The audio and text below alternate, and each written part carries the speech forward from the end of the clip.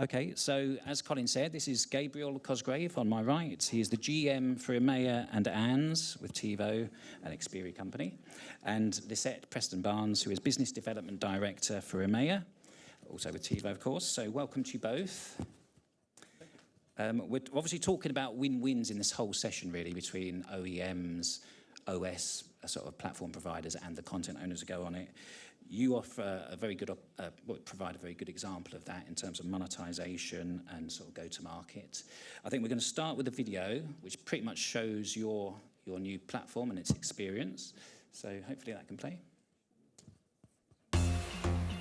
TiVo invites you to enter the future of smart TV, powered by TiVo. TiVo makes it easy for people to find, watch, and enjoy their favorite movies, TV shows, and sports. This rich content-first experience has best-in-class voice control. Show me your newest comedies. Delivering the ultimate home entertainment experience every time they turn on the TV.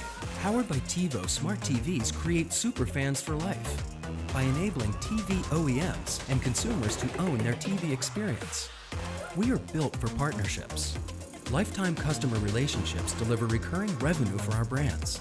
Adopted by global and local streaming services. Powered by TiVo, smart TVs deliver the ultimate independent media platform. Powered by TiVo. Welcome to the next evolution of smart TV.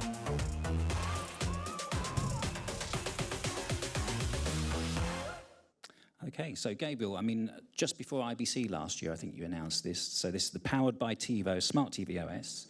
So for anyone who doesn't know yet, tell us what it is and, you know, why the market needs it. Yeah, thanks, John, and thanks everybody for joining. I think it was just at IFA in Berlin, actually, we announced our first partnership with Vestel and announced what our Smart TV OS platform is and what it's going to do and why it's different, but also why we believe the market is ripe for an independent media platform. And what I mean by that is, you know, some of the bigger tech giants, let's say, you know, are driving a lot of things towards a controlled environment around roadmaps, around brand usage and other things like that. So we pride ourselves in going a different direction, which we call powered by TiVo and not controlled by TiVo. So if you think about release roadmaps, we collaborate with the TV OEMs for that. If you think about brand positioning and other things, it's a Vestel TV. It's not a TiVo TV in any way. And if you think about, similar to what the lady said there about Sky Glass, it's a very content-centric user experience. And I'll hit on a little bit more detail in a second, but that removes the sea of apps approach of getting in and out. It also has a non-biased content approach.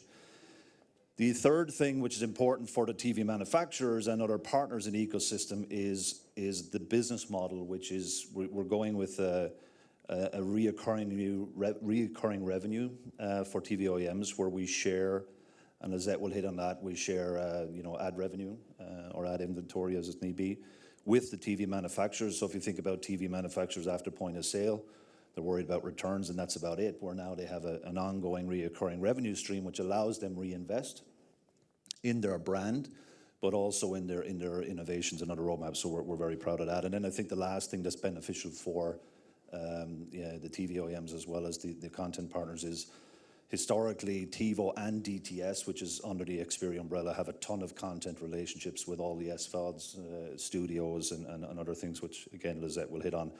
So we take a lot of that partnership effort away from the TV manufacturers, and we take care of it for them. So that's why our media platform is getting a lot of traction. Okay, and just give us an update on progress. You mentioned Vestel; they're the first partner, although it's a non-exclusive, but they're taking it globally, I believe.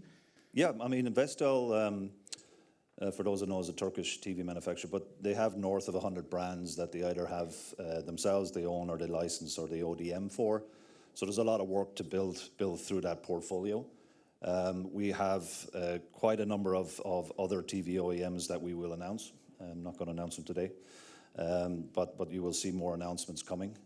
We did a couple of ODM announcements and chip partner announcements already.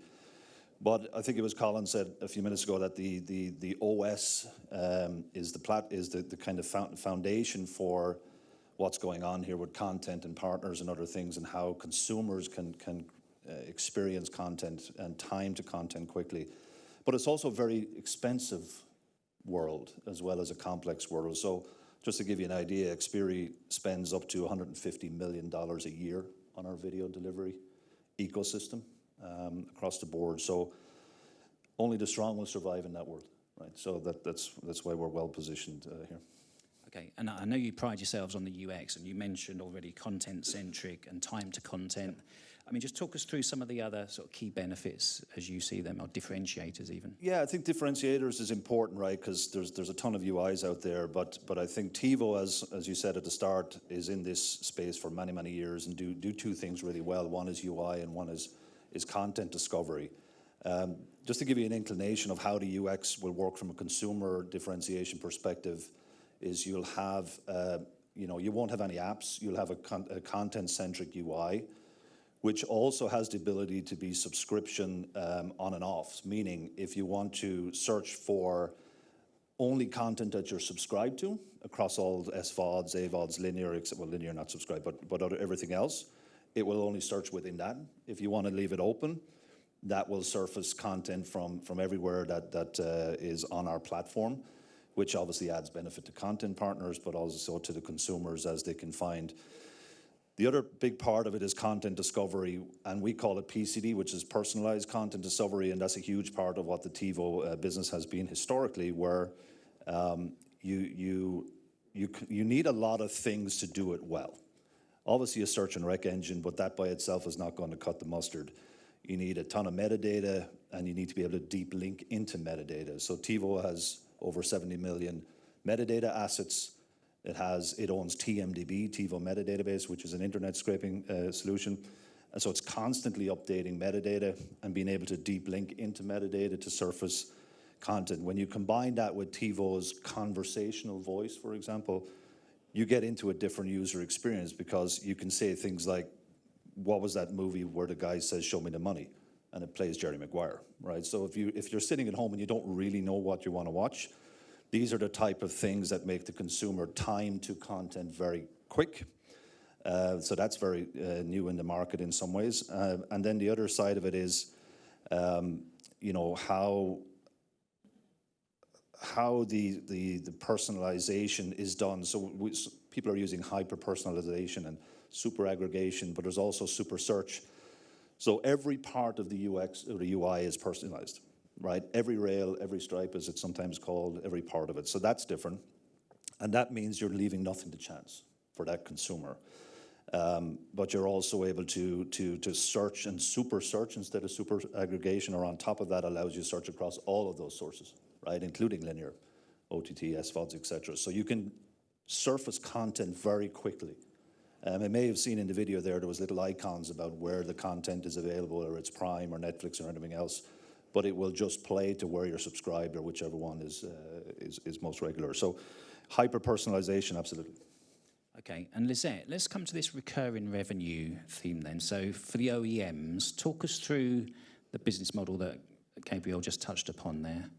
Yeah, so just to expand a little bit on what Gabriel was talking about, is that the big tech, the alternatives in OS are, if you're not Samsung with Tizen or LG WebOS, and you're an OEM producing smart TVs in the world, but you don't have the infrastructure to support the tech, the content, and the monetization, what are your alternatives? And obviously, this is what we're trying to solve, this problem. There's about 40% of smart TV OEMs that produce smart TVs that can't monetize these platforms beyond, the retail. So they lose the customer relationship.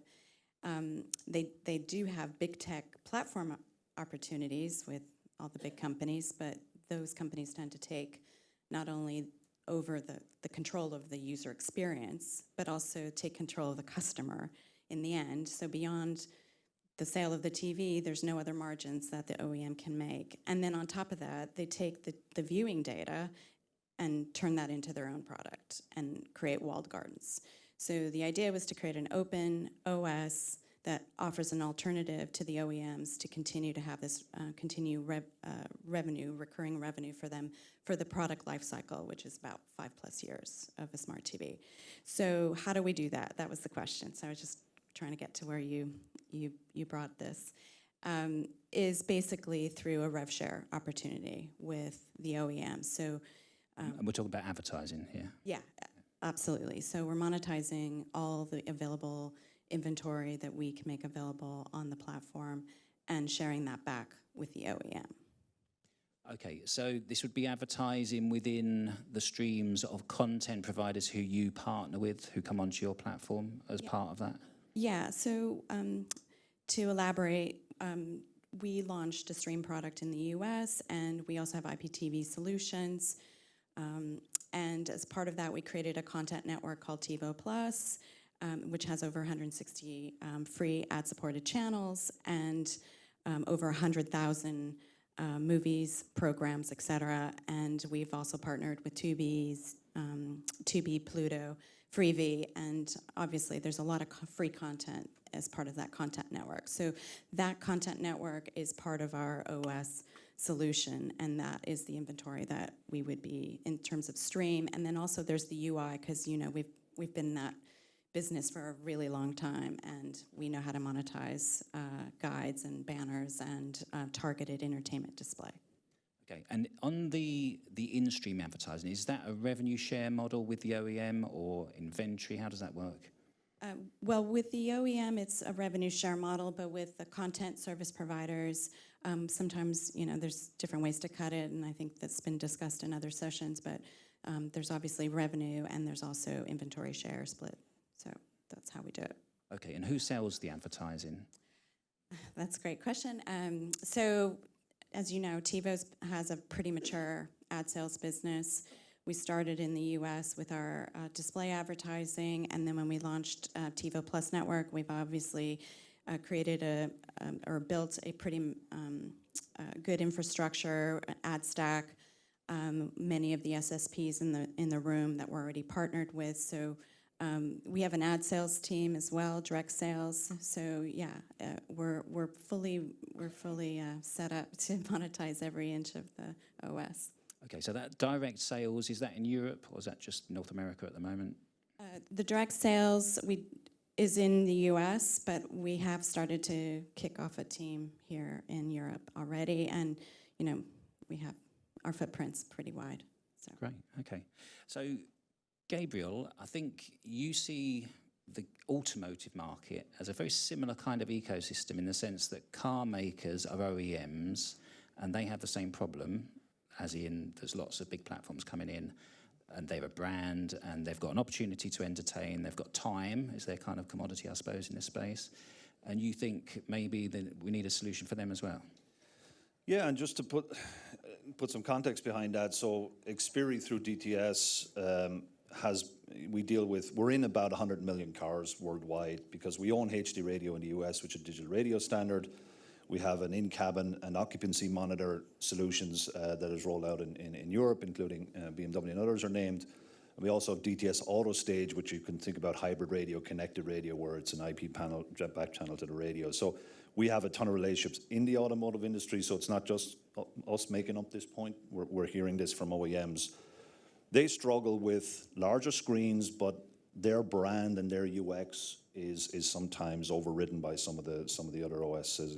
People were talking about Apple CarPlay and Android Auto and other things yesterday.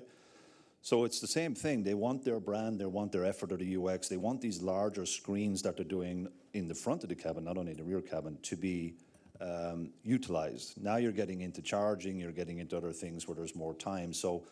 But that time to content aspect and that non-app approach in cars for entertainment is becoming more and more of a hot topic, and how do we get other content into cars? So the similar smart TV platform OS approach that we've just talked about is very much in play in the automotive sector and would be a game changer in a lot of cases for automotive. The other thing about automotive car OEMs, they're starting to understand the power of advertising capabilities in car and how to monetize their cars. It's not a big known effort other than maybe some subscriptions in the past that they had around mobile and data and Wi-Fi and other things, but it's around a long time. So new ways of getting reoccurring revenue to the car OEMs is obviously high on their bucket list as well. So we're working with a lot of those partners to do that. and we look forward to rolling it out. Okay. And for the content industry, I mean, I think Audi have termed the phrase the 25th hour in terms of we're going to gain an hour, especially when we get to autonomous vehicles, which may be a little way away. But I mean, what kind of an opportunity do you see it as for content owners? Well, for content owners and advertisers, let's do both, because one of the interesting things that, and we happen to be in both, which is ideal, is the cars already have cameras for safety reasons, right? So now you can combine that with an entertainment solution that allows you to do profiling, but also allows advertisers know that something was watched for a change. Actually, eyes were on it. And who watched it, right? So there might be kids in the back or other things like that, but who's watching the passenger side, etc. So that's a game changer for advertisers and content partners where they want to be on that platform to be part of that. But also, as we mentioned, the TiVo way of personalizing content discovery and being able to get time to content very quickly. When you have that 25th hour is 1 hour, it's very different than a TV viewing, which is typically 5-6 hours. You want to be able to surface the right content. That might be short form content. You might 20 minutes to charge a car, whatever it is. You might be able to, so you don't want to have 2-hour movie pop up. You want to be able to, or you may be able to walk out of your house and into the car when you're saying is, do you want to watch the end of that 20-minute session of movie that you press pause on? Those type of things is where they're seeing the benefit of entertainment evolution in the car, but it's not easy to do. Right? But we'll do it. Well, that's good, because otherwise everyone will do it. So, okay, now, do we have audience questions? You've been very quiet about Viewed since the acquisition. Can you tell us how important that was to tvOS, and are you going to continue running Viewed as a separate business, or is that going to be phased out from a branding point of view? A good question, and Viewed is actually a really important part of the reason we bought Viewed, to be clear, is strategically to accelerate our TiVo OS deployment. Viewed are excellent in middleware and content acquisition, chipset relationships, all that other stuff. So that the other parts of the stack, we talked about TiVo being the UX and the content discovery stack. So absolutely Viewed was a crucial part of the OS purchase. Strategy. As regards a standalone business, Viewed still is in a large amount of TVs for browser and for other parts of app stores, for example, and things like that. You know, but it's if you think about the size of Xperi and the breadth of the business we're doing, that Viewed standalone business is relatively small as a standalone business, but we will continue as a standalone business. You know. A part of an acquisition is you have to have some revenue for what you just bought. So that needs to have its own revenue generation. But for sure, the major and the reason we bought Viewed was for the TiVo OS, to be clear. Okay, got time for one more question if anyone's got one. Okay, all right. Well, we may move straight on to Colin's panel then, I believe.